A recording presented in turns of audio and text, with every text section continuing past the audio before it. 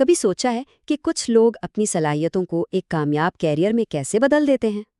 اس جائزے میں ہم وہ طریقہ کار دیکھیں گے جو ایک ایجنسی خام ٹیلنٹ کو ایک اعلیٰ درجے کی پیشہ ورانہ قوت میں ڈھالنے کے لیے استعمال کرتی ہے۔ اکثر ایسا ہوتا ہے نا کہ تمام صحیح صلاحیتیں ہونے کے باوجود کیریئر ایک جگہ پر آ کر جیسے رک سا گیا ہو۔ یہ احساس بہت عام ہے۔ بہت سے باصلاحیت پروفیشنلز اسی مایوس کن صورتحال سے گزرتے ہیں اور یہ سمجھ نہیں پاتے کہ وہ آگے کیوں نہیں بڑھ رہے۔ دیکھیں، اصل مسئلہ آن لائن موجود ہونا نہیں بلکہ طاقتور ہونا ہے۔ ایک بکھری ہوئی آن لائن موجودگی کبھی بھی اعتماد پیدا نہیں کرتی، چاہے کوئی کتنا ہی فعال کیوں نہ نظر آئے۔ یہ صرف شور ہوتا ہے، کوئی واضح پیغام نہیں۔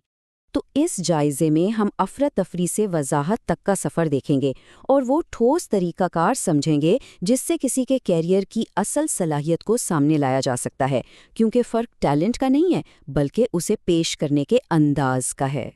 تو آئیے وہاں سے شروع کرتے ہیں جہاں سے زیادہ تر لوگ اپنا سفر شروع کرتے ہیں، یعنی ایک غیر منظم پیشہ ورانہ موجودگی۔ یہی وہ نقطہ آغاز ہے جہاں سے ہم وضاحت کی طرف بڑھیں گے۔ ایک طرف بے ترتیب فری لانسر ہے اور دوسری طرف ڈیجیٹل آپریٹر۔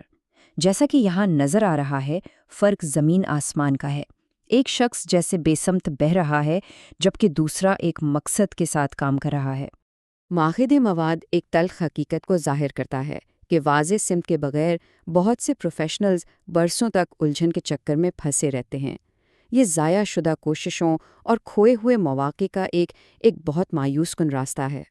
تو اس افراتفری سے کیسے نکلا جائے؟ جواب ایک بنیادی ذہنی تبدیلی میں پوشیدہ ہے۔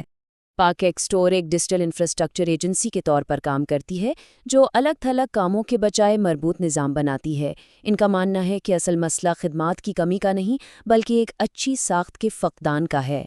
اور یہ فلسفہ صرف کلائنٹس تک محدود نہیں ہے بلکہ ان کی اپنی ٹیم تک پھیلا ہوا ہے۔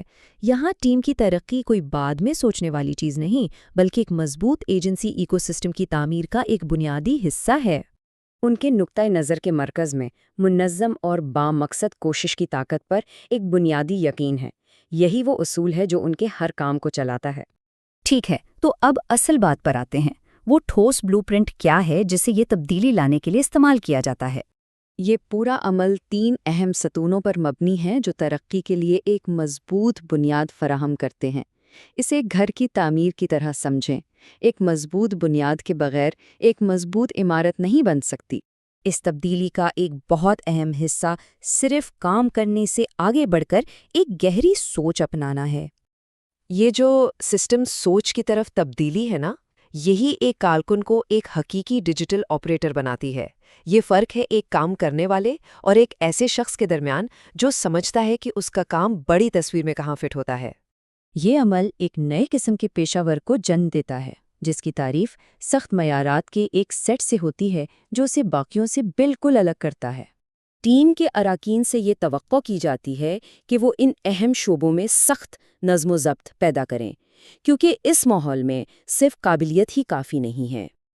اچھا، اب دیکھتے ہیں کہ یہ بلو پرنٹ حقیقی دنیا میں کیسے کام کرتا ہے۔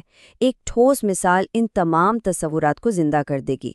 ٹیم کے رکن توصیف یوسف کی آن بورڈنگ اس نظام کو عملی طور پر دیکھنے کا ایک بہترین موقع ہے۔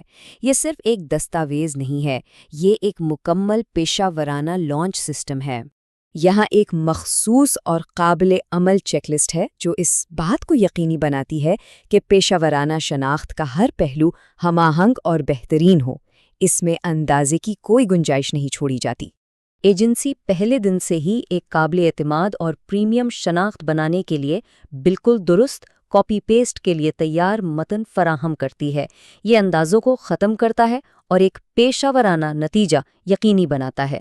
تو اب ہم اہم ترین نقطے پر پہنچتے ہیں۔ یہ سخت اور منظم نقطہ نظر طویل مدت میں اتنا اہم کیوں ہے؟ یہ صرف ایک بہتر پروفائل کے بارے میں نہیں ہے، یہ ایک ترقی کا راستہ ہے جو دیرپا پیشہ ورانہ قدر پیدا کرنے کے لیے ڈیزائن کیا گیا ہے، ایسی قدر جو پورے کیریئر میں کام آتی ہے۔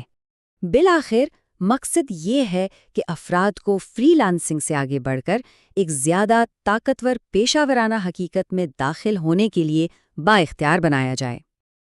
اور یہ ہمیں اس مرکزی سوال پر لاتا ہے جو ہر پروفیشنل کو خود سے پوچھنا چاہیے۔